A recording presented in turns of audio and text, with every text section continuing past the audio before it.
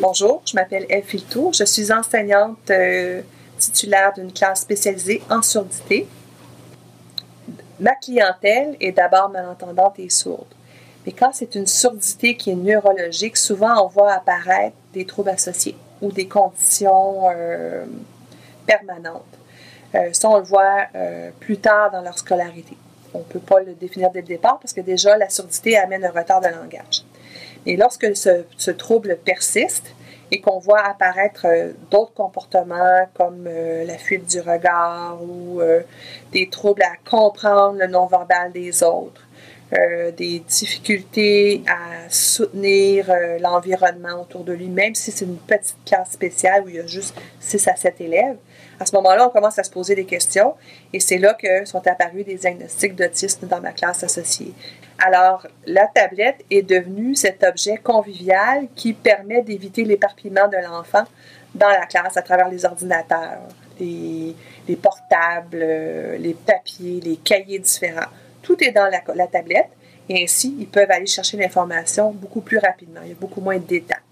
Lorsque j'ai pensé à une de mes élèves malentendantes qui a aussi une condition autiste associée, il paraissait évident que sa difficulté à exprimer ce qu'elle connaissait, ses difficultés à communiquer avec les autres, à interagir, mais aussi ses défenses tactiles dans toutes les situations où elle est hypersensible et elle ne peut pas être touchée, elle n'aime pas toucher non plus.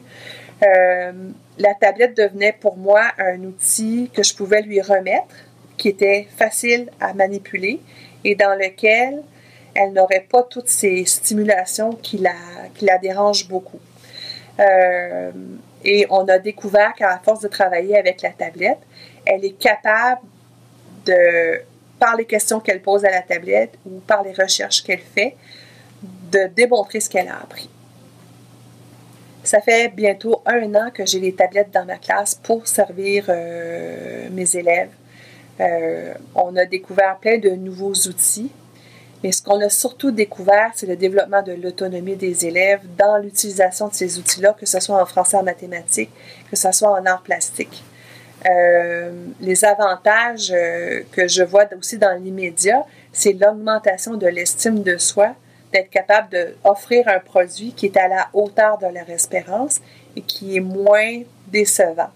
C'est aussi l'économie de moyens d'aller chercher plus efficacement des informations qu'ils veulent avoir, des repères culturels lorsqu'ils veulent faire une production artistique ou quand ils veulent faire une recherche et monter un e-book.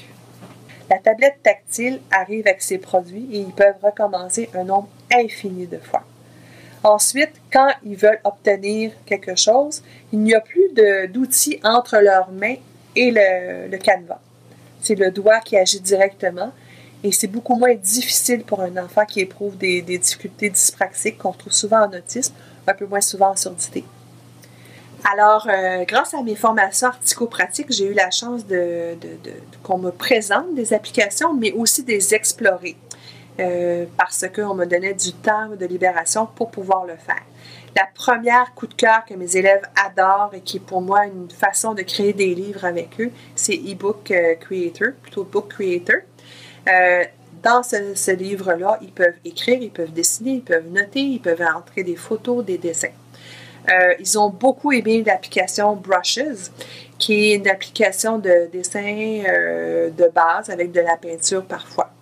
Mais celle qui a été leur coup de cœur en peinture, c'est Art Rage.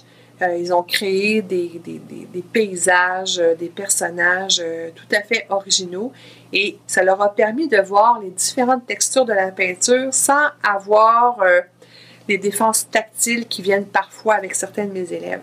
Je pensais à ceux qui souffrent d'une condition autiste.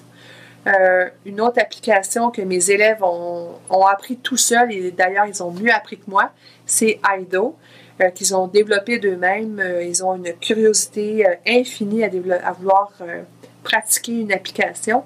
Et c'est une des caractéristiques, c'est cette persévérance-là qui leur permet d'aller plus loin vers l'infini, qui est plus à la hauteur de leurs aspirations.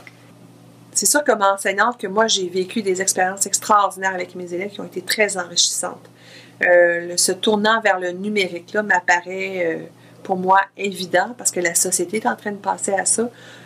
Et de préparer nos élèves maintenant pour les défis qu'ils auront plus tard, la tablette tactile permet de le faire déjà. Alors, j'espère qu'il va y avoir d'autres enseignants qui vont avoir la chance de vivre comme moi cette expérience-là dans leur classe.